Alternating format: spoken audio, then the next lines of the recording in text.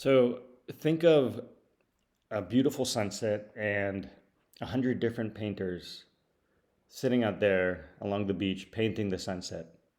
They're each going to have a different version of that sunset. One of them's going to look at the other one's version and say, "Oh, that's cool," and the other one's going to look at the other's version and they're going to see something a little different. They're all going to have different shades, different shapes. The rays are going to be coming out differently, and yet they're all looking at the exact same sunset.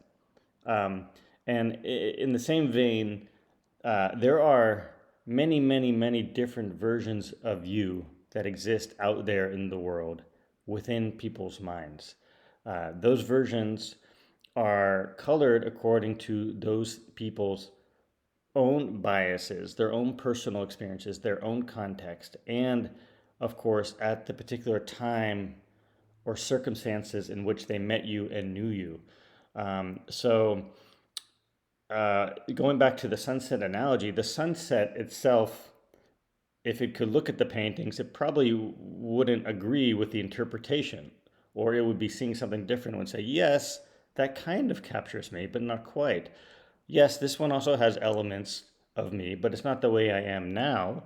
It may have been the way I looked 15 minutes ago, or yesterday, or last year. And it's the same with you and your character and your personality. People have versions of you that they are convinced are correct and true. And of course, in their context and from the information that they've had of you, it is true. And in that sense, it's not like you can blame them, or there's any reason to be angry at them for it. But you are doing the same with them, and everyone else is doing it the same with everybody. It's We all have different versions of each other living in everyone else's minds. Um, it doesn't mean that any version is more correct than the other, but you are the one who really knows the blueprint, the true blueprint, the truth, and how it's changing. And